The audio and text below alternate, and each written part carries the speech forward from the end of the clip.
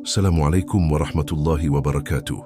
Sahabat narasi nabawi yang dirahmati Allah, pernah enggak kita kepikiran seberapa besar sebenarnya kedudukan Rasulullah Shallallahu Alaihi Wasallam di sisi Allah Subhanahu Wa Taala? Beliau bukan sekadar pemimpin umat atau panutan akhlak, tapi lebih dari itu, beliau adalah sosok yang oleh Allah sendiri dipuji, dimuliakan dan diutus sebagai rahmat bagi seluruh alam. Nah, di video kali ini kita bakal masuk ke pengantar salah satu karya besar yang sangat penting dalam memahami siapa sebenarnya Rasulullah. Dan bukan cuma tentang beliau saja, tapi juga tentang tanggung jawab besar setiap muslim dalam memuliakan beliau. Kita mulai dari pengantar kitab yang isinya dalam banget. Bahkan si penulisnya aja mengaku takut saat menuliskannya. Penulis kitab ini membuka pengantar dengan jujur, menjawab pertanyaan tentang kedudukan Rasulullah itu berat. Bukan karena kurang cinta, tapi karena tanggung jawabnya besar banget. Kata beliau, "Kamu memintaku mendaki gunung tinggi. Hatiku dipenuhi rasa takut karena pembahasan ini butuh ilmu yang dalam, pemahaman terhadap dasar-dasar agama dan kebijaksanaan para ulama." Bayangin aja ketika seseorang ingin membahas tentang siapa Nabi Muhammad, lalu bagaimana beliau harus dimuliakan, serta bagaimana menyikapi orang-orang yang tidak memuliakan beliau. Itu bukan hal remeh, salah ucap, bisa tergelincir, karena ini bukan sekadar sejarah, tapi inti dari akidah.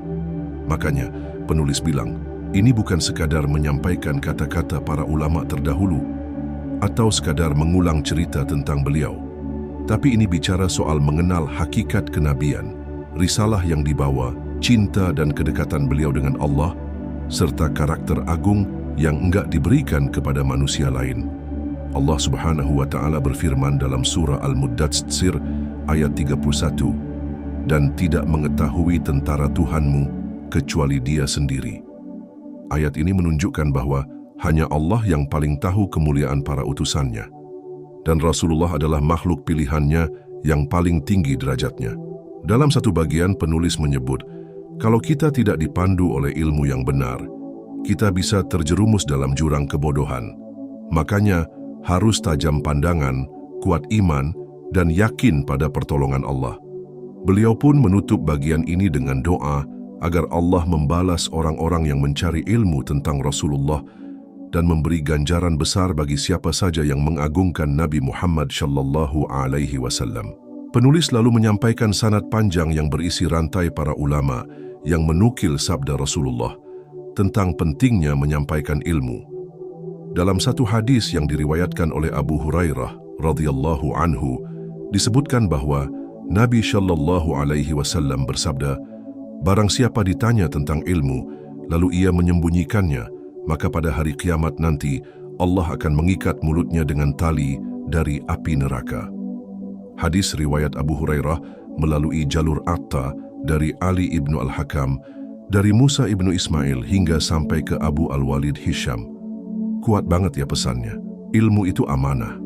Dan menyembunyikan ilmu tentang Rasulullah, apalagi karena malas atau takut dibenci, bisa berujung pada siksa yang mengerikan. Di akhir pengantar, penulis kitab ini mengungkapkan keresahannya yang sangat manusiawi. Beliau bilang, "Krisis yang sedang aku alami membuatku hampir tidak sempat untuk ibadah-ibadah sunnah. Bahkan terkadang kewajiban pun nyaris tertinggal." Lalu beliau menambahkan, ketika Allah ingin memberikan nikmat kepada seseorang, maka Allah akan menyibukkan dia dengan perkara-perkara yang bermanfaat untuk akhiratnya. Betapa dalam ya maknanya. Kadang kita terlalu sibuk dengan urusan dunia, sampai lupa bahwa akhirat itu lebih dekat dan lebih nyata. Penulis mengingatkan bahwa hidup ini hanya ada dua kemungkinan, kebahagiaan abadi atau siksaan abadi.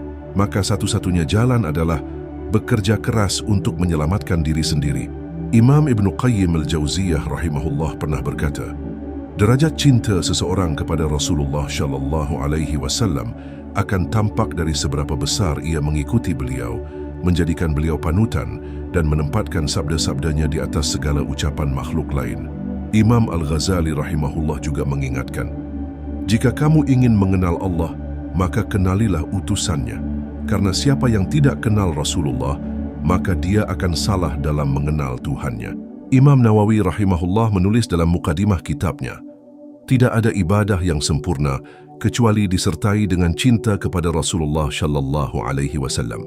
Sahabat narasi nabawi, pengantar ini saja sudah membuka betapa agungnya Rasulullah Shallallahu Alaihi Wasallam dan membicarakan beliau bukan sekadar mengenang sejarah, tapi bentuk ibadah, bentuk cinta, dan bentuk kesungguhan kita untuk mengenal utusan Allah yang paling mulia. Dan itulah sedikit gambaran tentang bagaimana kitab ini disusun, bukan sekadar untuk dibaca, tapi untuk direnungi, dicintai, dan diamalkan. Karena semakin kita mengenal Rasulullah Shallallahu Alaihi Wasallam, semakin besar cinta kita dan semakin ringan langkah kita untuk meneladani beliau dalam kehidupan sehari-hari. Kalau sahabat-sahabat merasa video ini bermanfaat, yuk bantu sebarkan kebaikan ini. Klik tombol like-nya, share ke teman-teman, keluarga, atau siapa saja yang kita cintai, dan jangan lupa subscribe channel Narasi Nabawi supaya kita bisa terus sama-sama belajar dan menghidupkan kisah-kisah penuh hikmah dari Rasulullah Shallallahu Alaihi Wasallam. Sampai jumpa di video berikutnya. Wassalamualaikum warahmatullahi wabarakatuh.